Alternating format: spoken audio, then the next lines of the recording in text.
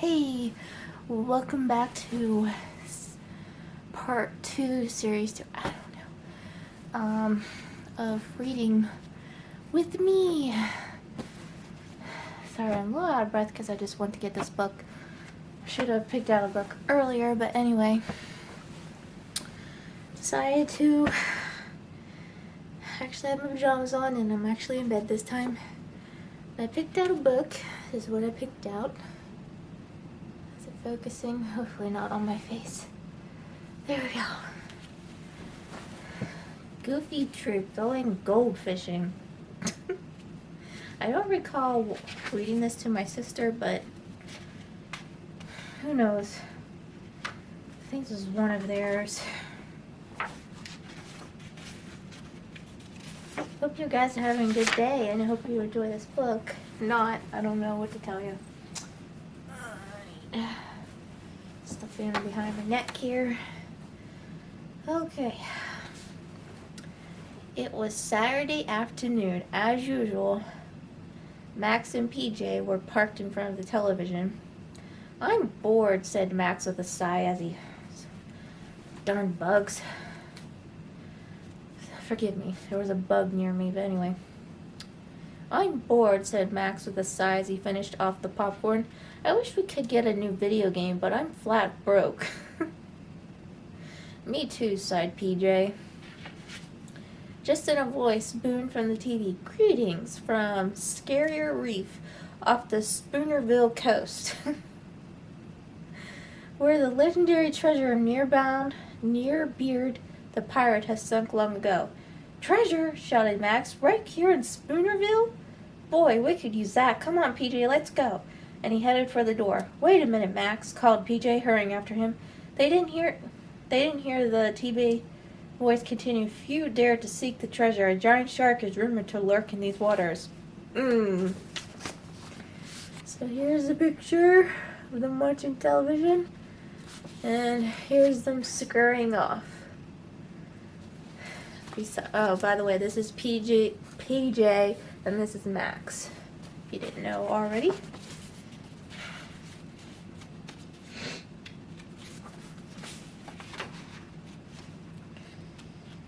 Alright, page turn. Here we go. PJ found Max in the garage, getting out his fishing tackle. One problem, Max, he said. How do we get to the reef? No problem at all, answered Max. We'll ask your dad to take us fishing out there in his boat. Oh, great, groaned PJ. We'll do all the work and Dad will keep all the treasure. Relax, said Max. He'll never know about the treasure. He'll be too busy fishing. At Spooner Bay Dock, Big Pete was turning the engines on in his big boat. Go on, PJ, ask him, said Max. I've got a funny feeling, sighed PJ. It's the same funny feeling I always get about your schemes. Ask him, PJ, said Max, elbowing his friend in the side. So PJ did. Big Pete was eager to show off his powerful fishing cruiser. He revved the engines and shouted for the boys to get on board. So there's PJ and Max getting their fishing rods, and here's big old Pete in his boat, and then Goofy's in his little dinghy over there.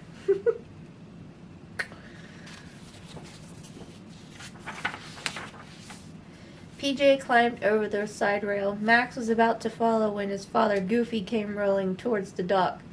Going fishing? Called Goofy. Hook, wait for me.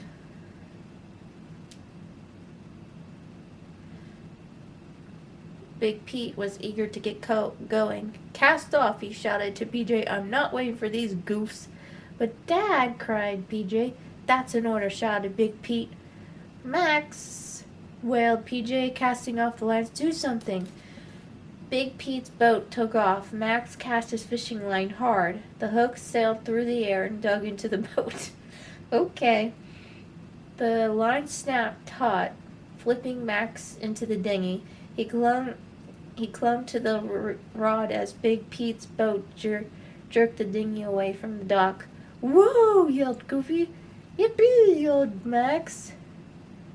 Pete sped across the bay. Behind him, the dinghy bounced wildly from wave to wave. Like that would actually happen. There, Big Pete just didn't want to wait for them. There's the boat. He attached his rod to the big old boat. Like, that would actually happen in real life. I doubt it. Scary Reef came quickly into view. Pete cut the engines and came to a stop. "Drop the anchor," he shouted to PJ as Goofy's dinghy flew past and landed nearby with a big splash. "Ahoy, Pete, oh buddy," called Goofy. "How did these goofs get here?" muttered Pete. "I'm not fishing with them." "Up anchor, PJ." "But Dad," moaned PJ. Jeez. Big Pete's a bit of a pistol, if you ask me. "No problem," said Max. "We're heading for our secret fishing spot anyway, along the reef where the big fish are." "Secret?" said Big Pete. I wasn't interested. "Big fish? Well, in that case, come aboard. No sense rowing around in that dinghy when you can motor around on my cruiser. Just show me where to go." Now he's intrigued. Max and Goofy climbed aboard the cruiser and pointed the way to the fishing spot. Here they are, getting close to the the Big Pete's boat, and here they're coming aboard.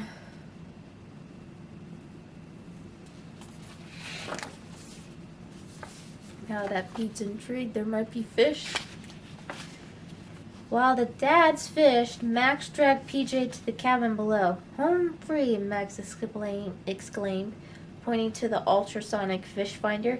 "But that's a fish finder," said PJ. "How is that going to help us find treasure?" "No problem," answered Max. "We just set it for goldfish." He twirled a large red knob and pushed a big blue button. The screen blinked to life. The bay's sandy floor came into focus, covered with all kinds of sea creatures. "Look at that cute fish," giggled PJ, pointing to a little tuna swimming across the screen. "Never mind the fish," said Max. "Look for the treasure." Suddenly, a barnacle-encrusted chest came into view. "That's it!" shrieked Max. "Right under the boat!" "I don't believe it," said PJ. "The goldfish shedding." "Max, that wouldn't have worked for anybody but you." Then the two boys went back up deck. Here they down below and looking at the little fish finder thing. And here they're looking at the screen that they found the treasure. See how they get it without their dads knowing. This will be interesting. Of course, they don't realize that there's sharks around, so we'll see. Suddenly, Goofy felt a tug on his fishing rod. "Whoop, whoop! Looks like I've got a big one," he said. Then Big Pete felt a bite. "I've got one too," he shouted, reeling in the line. 2 fish flopped onto the boat. A huge blue fish for Goofy and a little tuna for Big Pete. It was the same fish that Max and PJ had seen on the screen.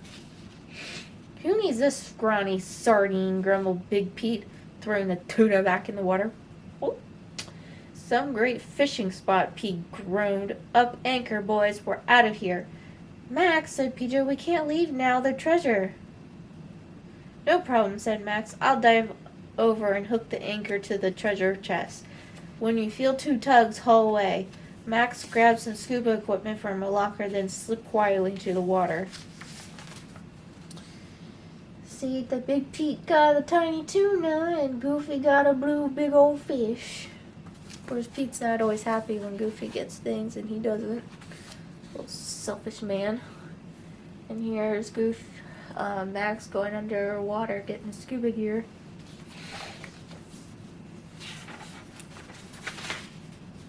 Max did his work and gave the signal.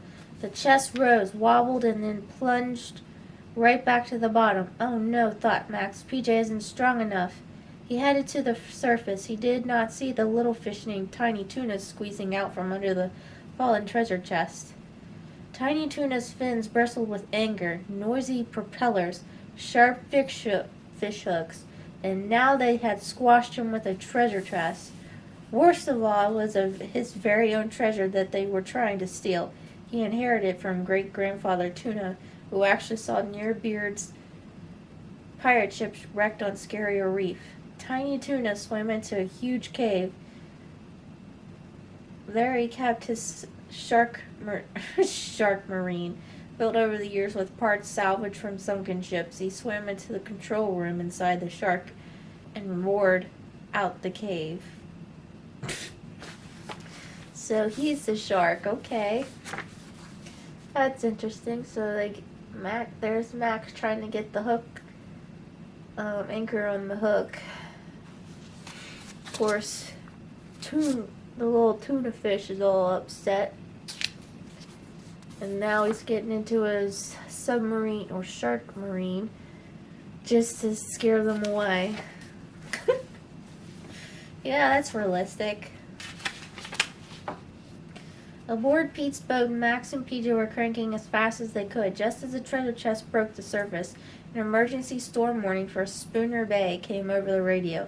"Storm!" cried Goofy. "Let's skedaddle back to port." Poor Goofy, scared of a little rain, teased Big Pete.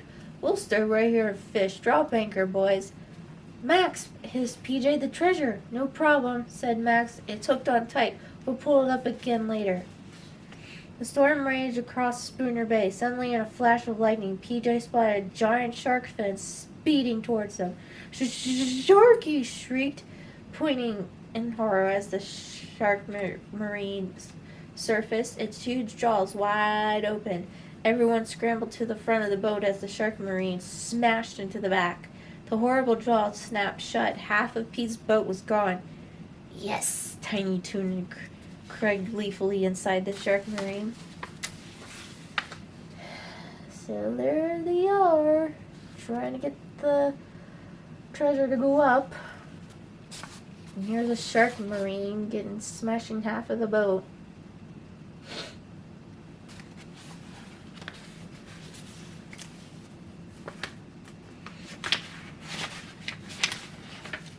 "Abandon ship!" shouted Pete as the shark marine came at them again. "Max, we're doomed!" cried PJ. "No problem," replied Max, grabbing Goofy's dinghy as it bobbed past. "Climb aboard, everybody." The boys and their dad scrambled into the dinghy and began to row toward the shore. With one huge bite, the shark marine gobbled the rest of Pete's boats, slurping up the anchor chain like a piece of spaghetti and gulping it down the treasure chest. "Yes!" cried Tiny Tuna again. Here's Shark Marine smashing up the rest of the boat. And here they are, diving down into the dinghy.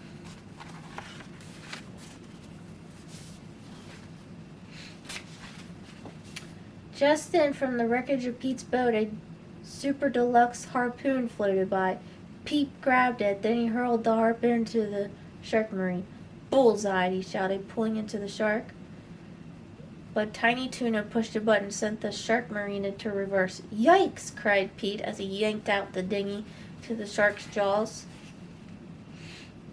"Goofy, to the rescue!" cried Goofy, leaping onto the shark's back. The shark took off the waves like a bucking bronco, with Max and PJ puddling wildly after it. "Max!" cried PJ, "we're losing them." "No problem," said Max, grabbing a six-pack of Jet Fizz soda from the bottom of the dinghy. "Watch this." He shook up the soda cans and yanked off their pop tops, aiming the fizz out of the back of the boat. Yeah, because that's going to help. Or work. Here's Pete getting dragged into the shark marine. Here's Goofy acting like a cowboy and riding the shark. Oh my goodness, this is crazy.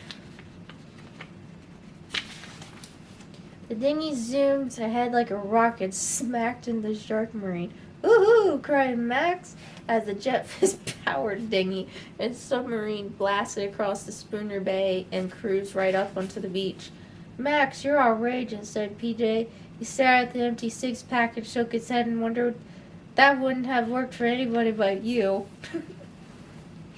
Out of the wrecked submarine tumbled Pete, the treasure, and Tiny Tuna, who quickly scrabbled back into the water.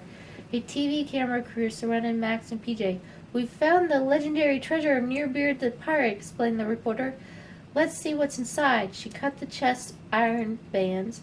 Max looked at the lid. pistachios? I don't know. Some kind of money. Cried the reporter. Too bad. They look like gold, but they're worthless. So it's not really gold. But here they are. Riding like that would really happen. 6-pack would actually, of soda would make a rowboat. I don't think so. And here's them finding the treasure, which wasn't really real gold at all. Worthless, groaned PJ. There goes our new video game. No problem, said Max. Treasure hunting is much more fun. Come on, PJ, let's go to the library. We need to do some treasure research. And he was off towards town. I gave him that funny feeling again, muttered PJ. Max, he shouted, running to catch up. Are you sure you wouldn't rather stay home and watch TV? And there it is. In the end. So that is Goof Troop going gold fishing. I hope you guys enjoyed that little video, and I'll see you next time in our next video. As always, keep on smiling. Love you guys. Jesus loves you. Stay positive. Keep on smiling. All that jazz. And I'll see you next time in another video.